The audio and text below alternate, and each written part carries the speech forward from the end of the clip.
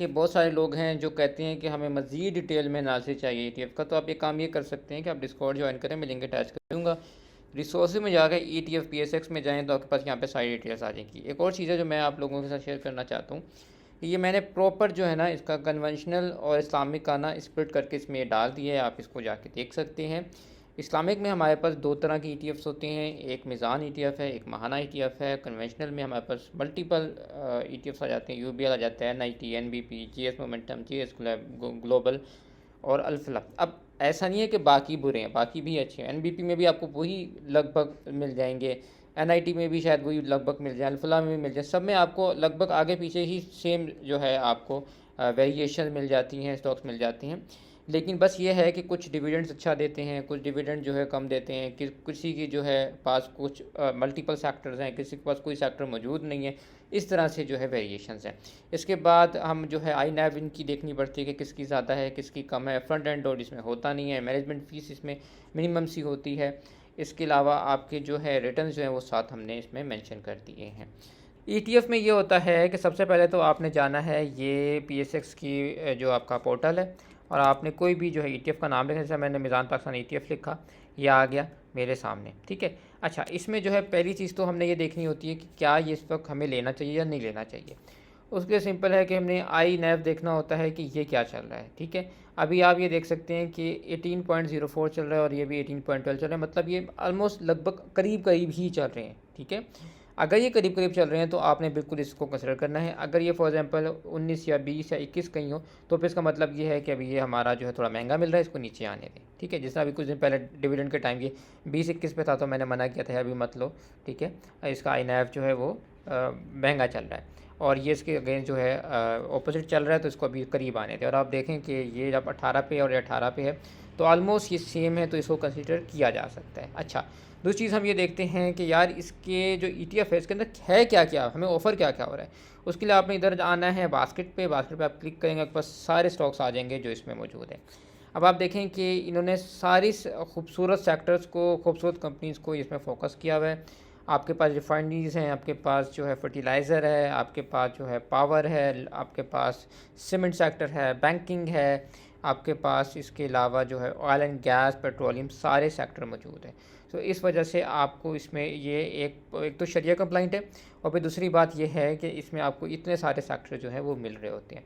इसके अलावा अगर हम जाएँ तो बहुत सारे ऐसे लोग होते हैं जो कहते हैं कि शरिया नहीं, हमने नॉन शरिया लेना है।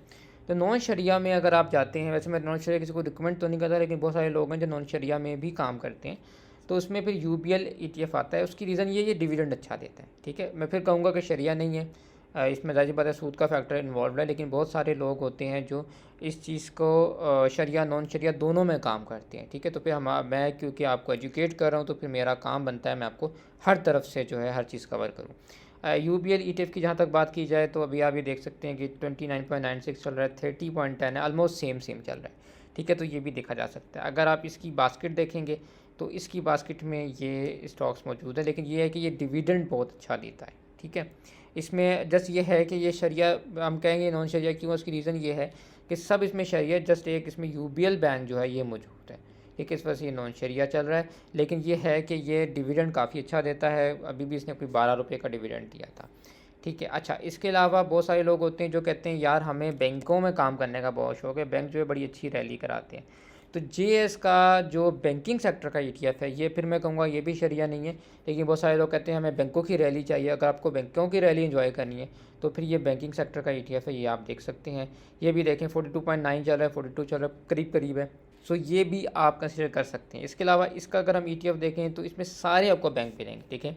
अल्फला मिलेगा, अभी मिलेगा, पंजाब मिलेगा, अभी बैंक मिलेगा, MCB, Meezan, national bank, united bank, सारे इसमें बैंकिंग है, ठीक है। मतलब बैंक जैसा चलेगा वैसे ये चलेगा, ठीक है। लेकिन फिर मैं वही कहूँगा कि ये शरिया नहीं है, लेकिन वही ऑब्वियसली बात है कि आपको ये डिविडेंड वगैरह सब देता है। बैंक हमेशा हर साल बैंक ही सबसे ज़्यादा परफॉर्म करते हैं, फिर ये भी उसी तरह से परफॉर्म करता है। अच्छा, एक और है जो आपका मोमेंटम फैक्टर है, ठीक है। अब बहुत सारे लोग कहते हैं यार ये क्या होता है जेएस मोमेंटम फैक्टर। ये काम करता है मोमेंटम पे, जो भी स्टॉक्स मोमेंटम में होते हैं ना ये उनको ट्रेड कर रहा होता है, ठीक है। अभी आप देखें कि ये भी जो है करीब करीब 10.7 और 10.72 ये भी देखा जा सकता है। इसके अलावा इसकी आप बास्केट देखें तो इसमें आपको ना कभी भी बहुत अच्छी कंपनीज नहीं मिलेंगी, कुछ अच्छी मिलेंगी कुछ बुरी मिलेंगी, क्योंकि ये मोमेंटम को ट्रेड कर रहा है। ठीक है, जहाँ पे मोमेंटम नज़र आएगा ये उसके तरफ जो है वो चल रहा होगा। ठीक है, अब आप देखें इसमें जो कंपनीज़ हैं वो उतनी स्ट्रॉन्ग नहीं है जो मैंने आपको पहले जो ETF दिखाए थे उनमें मौजूद थी। ठीक है, उसकी रीज़न ये है कि ये चलते हैं मोमेंटम पे, जो भी मोमेंटम में स्टॉक्स होंगे ये उनके अंदर इन्होंने इंक्लूड किया होगा। ठीक है, अच्छा, लेकिन इसमें अच्छी बात ये है ये साल के 4 डिविडेंड देता है, थोड़े थोड़े देता है लेकिन ये साल के 4 dividend as per past data अगर मैं बताऊँ तो ये देता आया है। महाना की जहाँ तक बात है ये भी एक्स डिविडेंड तो हो गया है, इसकी INF भी सेम चल रही है, लेकिन इसके अगर मैं बात करूँ इसकी बास्केट बहुत लंबी चौड़ी होती है। ठीक है, आप देखें कि इसमें काफ़ी ज़्यादा सेक्टर्स मौजूद हैं, फार्मा भी है, फलाना भी है, ढिमकाना भी है, बहुत बड़ी इसमें जो है स्टॉक्स की लिस्ट मौजूद हो। देखेंगे जिसमें लॉन्ग टर्म में किया वो इवेंचुअली इस टाइम जो है प्रॉफिट्स में और काफ़ी अच्छे प्रॉफिट्स में है। ठीक है, अगर 2022 में उनका नेगेटिव भी गया है तो आप देखें 24-25 में इतने रिटर्न्स आए कि उनका जो है वो लॉस जो है वो प्रॉफिट में चला गया। ठीक है, अब आप इसमें देखें कि सबसे ज़्यादा ऑलमोस्ट जो आपका रिटर्न्स आई हैं, ठीक है, या तो वो GS बैंकिंग में आई हैं। ठीक है, जैसे मैं बताया कि बैंक हर साल परफॉर्म करता है, तो बैंकिंग में रिटर्न सबसे ज़्यादा आए हैं, या फिर UBL में आए हैं, UBL डिविडेंड बहुत देता है। ठीक है, और उसमें भी ये है कि अच्छे स्टॉक्स मौजूद हैं। नॉन शरिया में इन दोनों में अच्छे आए हैं। शरिया में अगर हम बात करें तो शरिया में जो अच्छे रिटर्न्स आए हैं वो मीज़ान में आए हैं। ठीक है, 85% एंड ऑलमोस्ट 30% इसमें रिटर्न आए हैं, लेकिन वही बात है कि मीज़ान डिविडेंड के मामले में काफ़ी कंसिस्टेंट परफॉर्म कर रहा है। अपनी ज़ाती राय दूँ तो देखिए मैंने तो आज भी जो है मीज़ान ख़रीदा है। ठीक है, मैं तो जब ख़रीदता हूँ मैं बताता हूँ, मैं आपको दिखाता हूँ। ये देखें, ये आज मैंने 9:35 पे जो है 3000 मीज़ान ETF मज़ीद ख़रीदा है। ठीक है, अभी मैंने आई थिंक 1 या 2 जुलाई को 3000 ख़रीदा था।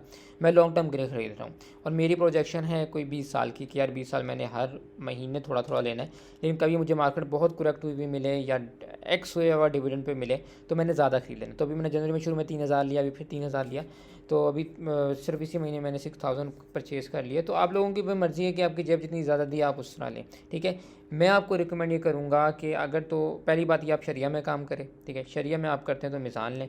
2-3 फ़ायदे हैं, एक मीज़ान बड़ा तगड़ा ग्रुप है, पीछे बैंकिंग सेक्टर इसके बैठा है, दूसरी चीज़ ये है शरिया है, तीसरी चीज़ ये है कि डिविडेंड कंसिस्टेंट दे रहा है, और चौथी चीज़ ये है कि इसके जो बास्केट है वो बहुत स्ट्रॉन्ग बास्केट है। ये अब आप देखें कि जिस बंदे ने यहाँ पे अगर इसको परचेज़ किया है ना 10.30 पे, आप ये देखें कि ये वहीं से फ़ौरन उठा और ये 10.80 पे चला गया। ठीक है, 30 पे आपने लिया और आपने इसको 80 पे सेल कर दिया। तो इस तरह से जो है ना इसमें मोमेंटम जब स्टॉक्स होते हैं ना इस तरह से ट्रेड कर रहा होता है, तो इसमें आप ट्रेडिंग भी कर सकते हैं। काफ़ी लोग हैं जब ट्रेडिंग करते हैं, लेकिन वही बात याद रखें कि इसमें फिर आपको भारी कैपिटल चाहिए होता है, क्योंकि जब 10-12 रुपये का स्टॉक हो तो उसमें फिर आपको, या ETF हो तो उसमें थोड़े कैपिटल पे अच्छा रिटर्न आपको इतनी से पॉइंट्स कैप्चर करने पे नहीं आता। ETFs वगैरह पे भी टेक्निकल उसी तरह अप्लाई होते हैं जिस तरह आपके स्टॉक्स पे। आप ये देखें कि आज मैंने जब दिलवाया है सबको ETF और ख़ुद भी मैंने परचेज़ किया, तो आप देखें कितनी खूबसूरत बुलिश डाइवर्जेंस बन रही थी इस पर। यहीं पे मैंने दिलवाया था 18 के पास, और आप देखेंगे यहीं से इसने परफॉर्म किया और जाके इसने 18.29 जो है हिट किया है। ठीक है, तो डाइवर्जेंस भी प्ले हो रही है उसी तरह जिस तरह आपके स्टॉक्स प्ले होते हैं, ये प्ले हो रहा है। और आप अपसाइड देखें तो इसमें काफ़ी जगह मौजूद है जनाब।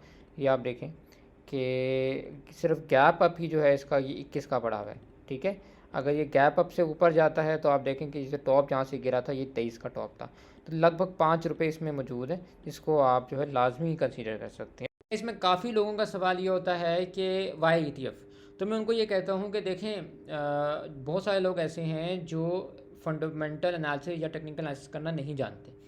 अब उनको नहीं मालूम होता कि जो कंपनी कल अच्छी थी वो आज अच्छी है कि नहीं। लेकिन क्या होता है ETF में कि कंपनी की अपनी रिस्पॉन्सिबिलिटी होती है, वो खुद ये सब चीज़ें मैनेज कर रही होती है। जिस तरह फॉर एग्जांपल मीज़ान ETF में पहले आपका गैल पड़ा हुआ था, उन्होंने उसको रिप्लेस कर दिया FFC से। आपको पेल नज़र आता था पहले, लेकिन उन्होंने अब उसको रिप्लेस कर दिया मीज़ान बैंक से। तो ये है कि कंपनी खुद ही उसको रिप्लेस करती रहती है, आपको टेंशन नहीं होती, पहली बात।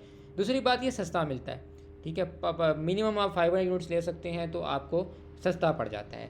तीसरी चीज़ ये है कि साल का एक डिविडेंड भी मिल जाता है। या फिर ये होता है कि जब मार्केट बढ़ रही होती है तो आप कहते हैं यार सारी मार्केट बढ़ गई, मेरा स्टॉक नहीं बढ़ रहा, तो उसमें आपको फ़ायदा ये होता है कि आपका स्टॉक भी बढ़ रहा होता है। क्योंकि सारी बात है, अगर आपने लेट सपोज ETF लिया हुआ है उसमें 10 स्टॉक हैं, तो 10 के 10 ना बढ़ें तो 6 या 7 तो बढ़ेंगे ना।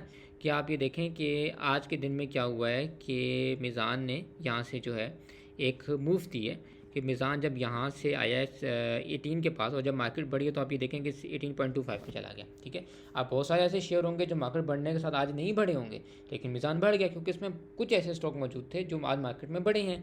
तो ये चीज़ होती है कि मार्केट के बढ़ने के साथ आपको इसमें फ़ायदा भी हो जाता है और फिर सेफ़ एंड सिक्योर होता है क्योंकि पीछे बैक एंड पे बड़ा ग्रुप बैठा होता है और वो सब चीज़ें खुद मैनेज कर रहे होते हैं। तो मैं हाईली रिकमेंड करूँगा कि जो लोग लॉन्ग टर्म की तरफ जाना चाहते हैं वो सेपरेट स्टॉक लेके उनमें परेशान होने से अच्छा है आप ETF ले लें। अच्छा, एक और बात, काफ़ी लोगों का सवाल ये होता है कि यार ये डिविडेंड कितना देते हैं। तो एक बात याद रखें कि ये प्योरली डिपेंड करता है आपकी मैनेजमेंट पे, वो कितना डिविडेंड देना चाहती है। इसने ये दिया पहले डिविडेंड ये वाला जनवरी में 2.5 रुपये का, इसके बाद अप्रैल में 2 रुपये का, फिर जून में 1 रुपये का, उसके बाद आपको उसने दिया अक्टूबर में 1 रुपये का और फिर जनवरी 26 में 1 रुपये का। तो ये साल के 4 डिविडेंड दे रहा होता है ETF। ठीक है, अब ये साल के 4 दे रहा होता है, लेकिन इसी जगह अगर आप मीज़ान ETF को देखेंगे तो वो साल में 1 देता है कि पूरे साल में उसने जाके जून में 1-3.5 रुपये का डिविडेंड दिया। तो ये चीज़ है, लेकिन वही बात है कि GS मोमेंटम जो है मोमेंटम वाला है, उसमें स्टॉक्स ETF में अच्छे नहीं हैं, मीज़ान में अच्छे हैं। फिर मीज़ान शरिया है वो नॉन शरिया है। उम्मीद है मैंने हर तरह से जो है आपके जो ETF का मसला है उसको मैंने जो है क्लियर करने की कोशिश की होगी। स्टिल कोई चीज़ आप लोग ना समझ आई हो तो आप डिस्कॉर्ड पे मुझसे रब्ता कर सकते हैं। मिलते हैं आपसे नेक्स्ट वीडियो में, तब तक के take care and good bye.